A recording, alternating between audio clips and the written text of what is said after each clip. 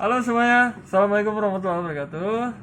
Selamat siang teman-teman sejawat sekalian, sejawat apoteker, sejawat tenaga teknis kefarmasian, dan tenaga kesehatan lainnya yang hari ini masih berjuang di garda terdepan dalam penanganan COVID-19.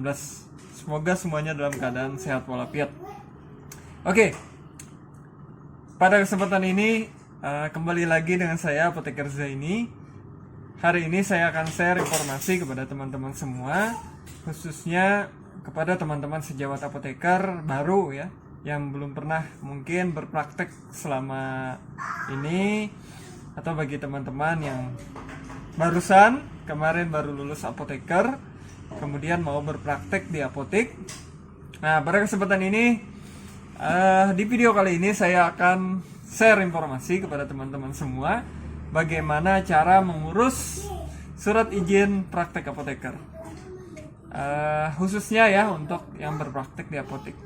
Nah, namun nanti juga masih cukup relevan dan hampir mirip saja ketika nanti teman-teman mau ngurus praktek di sarana pelayanan kefarmasian lainnya, misalnya di rumah sakit ya, kemudian atau sarana-sarana pelayanan farmasian lainnya, termasuk juga di distributor obat, PBF ya.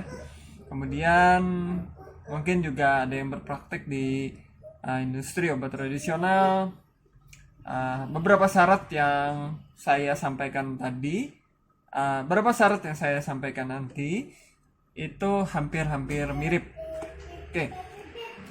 Teman-teman sekalian, perlu kita ingatkan kembali bahwa ketika kita mau bekerja ya di apotek, baik sarana pribadi maupun milik orang lain, sudah barang tentu sebagai seorang apoteker kita harus memiliki surat izin praktek apoteker sebagai legal aspek atau legal formal untuk melaksanakan praktek yang diatur menurut undang-undang, kemudian diatur juga menurut peraturan presiden ya, khususnya PP 51 2009 tentang pekerjaan kefarmasian. Nah, sudah barang tentu juga teman-teman mengetahui bahwa untuk mendapatkan surat izin praktek apoteker itu harus memenuhi persyaratan. Nah, persyaratan pertama tentu adalah teman-teman adalah apoteker. Nah, jadi kan ada beberapa pertanyaan ya, selama ini bisa tidak saya mendirikan apotek namun saya bukan apoteker?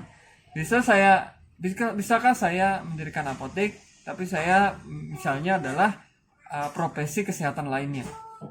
Bisa sebenarnya ya, tapi namanya apotek itu adalah tempat prakteknya apoteker. Nah, maka ketika teman-teman mau mendirikan apotek dan bukan seorang apoteker, maka sudah tentu harus bekerja sama dengan apoteker itu sendiri. Nah, maka pada kesempatan ini saya akan sampaikan hal-hal apa saja yang harus dipersiapkan ketika mau membuat surat izin praktek apoteker. Nah, kembali lagi ya tadi bahwa surat izin praktek apoteker itu akan didapatkan ketika seseorang itu yang pertama adalah apoteker.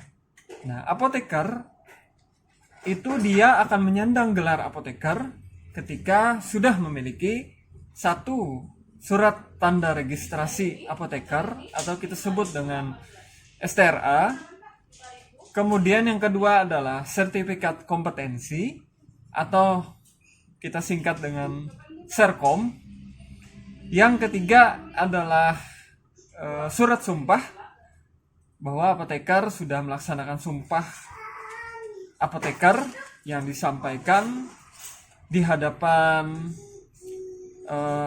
orang banyak ya, atau mungkin saat pandemi kali ini ada juga yang melaksanakannya secara daring atau virtual, ada yang juga secara langsung melalui protokol kesehatan. Itu surat sumpah yang ditandatangani dan disaksikan juga oleh pemangku agama atau kita sebut dengan rohaniawan, dan ditandatangani ya oleh yang berwenang. Nah, itu adalah surat sumpah Nah, jadi apoteker itu dia harus memiliki STRA dan itu aktif, berlaku selama 5 tahun sejak dia disumpah, kemudian memiliki sertifikat kompetensi, dan dia telah dinyatakan lulus kompeten sebagai seorang apoteker, yang sekarang tentunya melalui OSCE ya, atau melalui uji kompetensi apoteker Indonesia ya. Kemudian yang ketiga tadi adalah melalui sumpah, berarti ada prosesi sumpah yang dijalani. Itu adalah seorang apoteker. Nah, untuk melengkapi itu semua, itu perlu namanya SIPA, Surat Izin Praktek Apoteker, untuk memenuhi legal formal sebagai seorang apoteker yang berpraktek di sarana pelayanan kefarmasian, termasuk di apotek. Oke, nah sekarang pertanyaannya, apa saja syarat yang teman-teman harus lengkapi selain 3 tadi, STRA, kemudian Serkom, kemudian surat sumpah. Apalagi selain itu? Yang pertama adalah teman-teman memiliki KTP yang berdomisili sesuai dengan lokasi apotek tempat teman-teman mau berpraktek. Nah, catat itu ya. Domisilinya harus sama. Kecamatannya harus sama, kabupatennya harus, kalau kecamatannya tidak masalah ya, kabupaten atau kotanya harus sama. Nah, jadi misalnya teman-teman berpraktek di, misalnya daerah kota Jogja misalnya, apoteker praktek di Yogyakarta, di Sleman misalnya, Kabupaten Sleman. Nah, maka teman-teman harus memiliki KTP juga di daerah Sleman.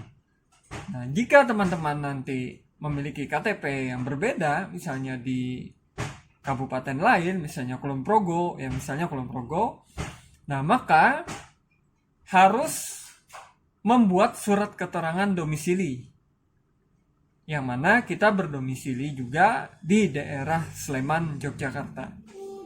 Nah, itu adalah salah satu alternatif jika tidak memiliki KTP di daerah tersebut. Tuh ya, yang pertama. Kemudian memiliki tentunya ijazah apoteker. Jadi teman-teman memerlukan fotokopi ijazah apoteker bagi dinas setempat, BP2T maupun dinas kesehatan yang mengurus perizinan. Saya pikir sekarang sudah banyak dilimpahkan ke BP2T atau perizinan terpadu. Maka ada juga yang sudah menganut sistem online ya. Apalagi sekarang di masa pandemi seperti sekarang. Maka yang diperlukan adalah scan-nya. Nah, jadi scan KTP, elektronik KTP atau keterangan domisili, kemudian scan ijazah ya. Kemudian lolos butuh dan pengantar mutasi. Nah, ini juga diperlukan bagi teman-teman yang berpraktek di tempat di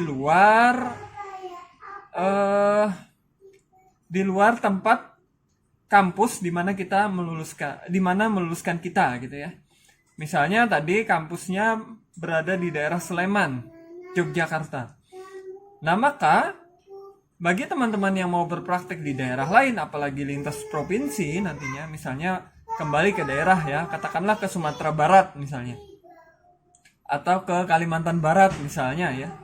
Nah, maka harus membuat surat pengantar lolos butuh dari PD setempat atau pengurus daerah setempat dari Yogyakarta tadi, pengurus daerah IAI Yogyakarta, kemudian dilimpahkan ke daerah setempat di mana kita mau berpraktek. Apakah nanti di Kalimantan Barat, apakah tadi di Sumatera Barat, dan sebagainya. Nah, jadi ada surat pengantar lolos butuh. Itu di scan ya kalau di online, atau di fotokopi kalau di offline. Nah, kemudian yang ke berapa ya sudah tadi ya? Tadi eKTP, kemudian ijazah, lulus butuh, kemudian yang keempat, rekomendasi dari Ikatan Apoteker Indonesia cabang setempat. Nah, jadi misalnya mau berpraktek tadi di daerah Kulon Progo, maka yang memberikan rekomendasi adalah IAI Kulon Progo. Nah, maka ketika kita mau berpraktek di sana, kita minta surat rekomendasi. Nah, surat rekomendasi itu tentunya memiliki persyaratan-persyaratan sendiri. Salah satunya juga lolos butuh kalau itu diperlukan. Kemudian ijazah ya biasanya yang diminta. Kemudian serkom, STRA juga fotokopi ya. Pokoknya segala sesuatu yang berhubungan dengan aspek legal kita sebagai seorang apoteker itu diminta untuk mengurus rekomendasi.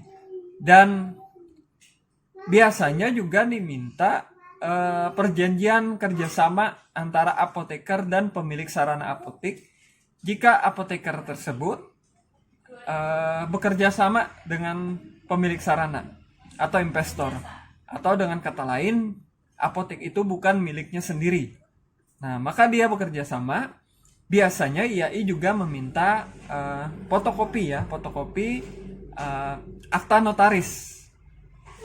Fotokopi perjanjian kerjasama di notaris antara apoteker dan pemilik sarana apotek.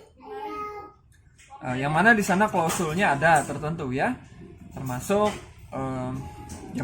prakteknya, hak dan kewajibannya, kemudian termasuk sistem penggajiannya seperti apa.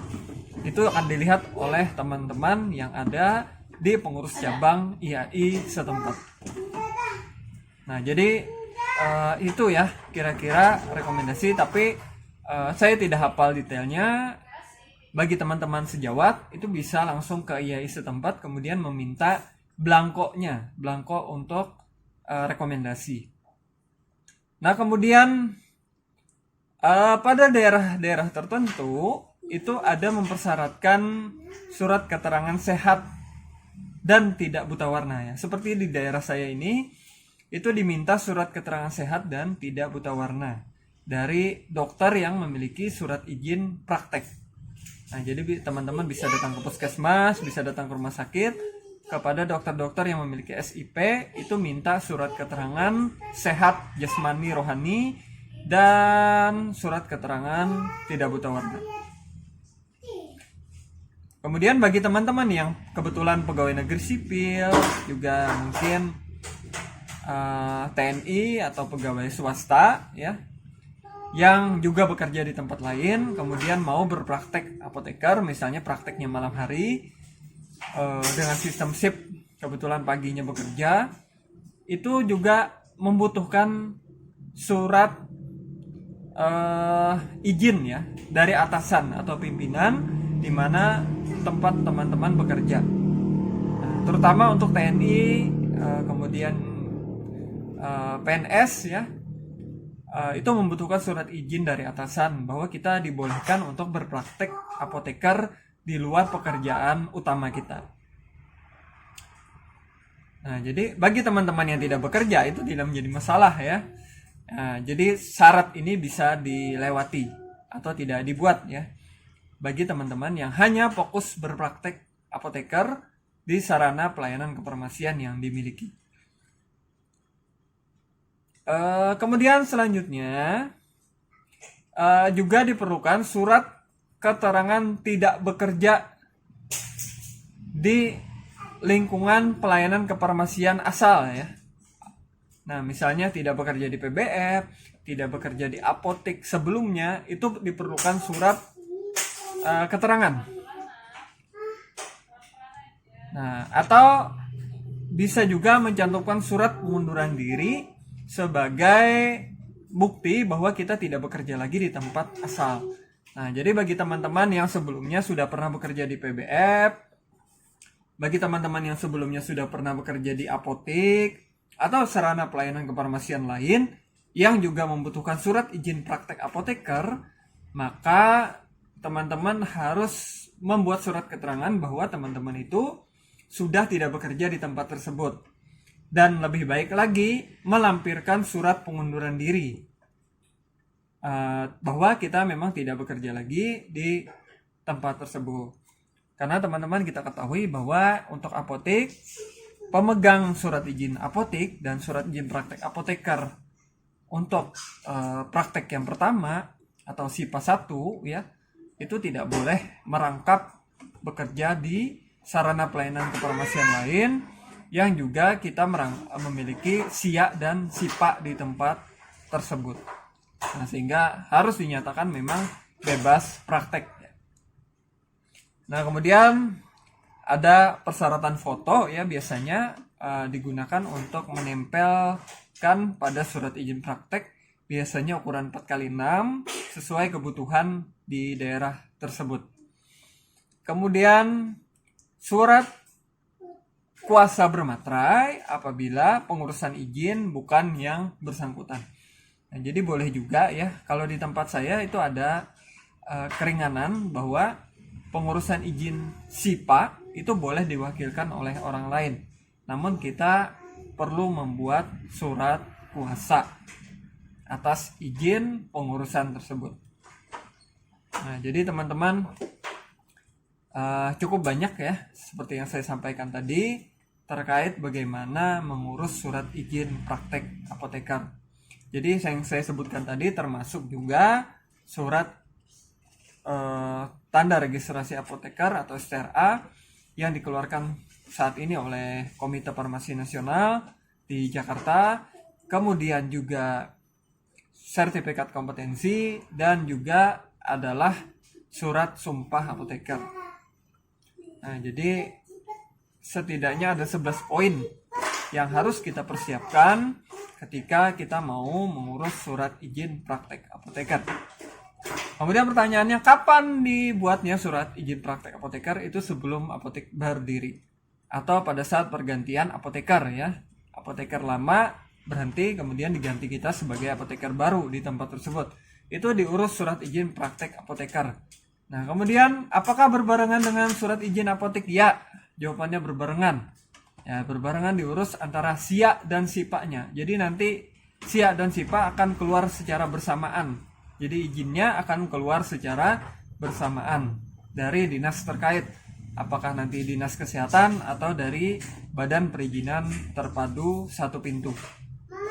Jadi tergantung di daerah masing-masing menggunakan dinas apa ya, dinas kesehatan atau Badan Perizinan Terpadu. Oke, mungkin demikian dulu sharing dari saya pada kesempatan kali ini. Mudahan informasi ini bermanfaat bagi adik-adik, teman-teman sejawat, apoteker yang mau berpraktek di apotek maupun sarana pelayanan kefarmasian lainnya. Terima kasih yang sudah menonton, semoga ini bermanfaat. Assalamualaikum warahmatullahi wabarakatuh.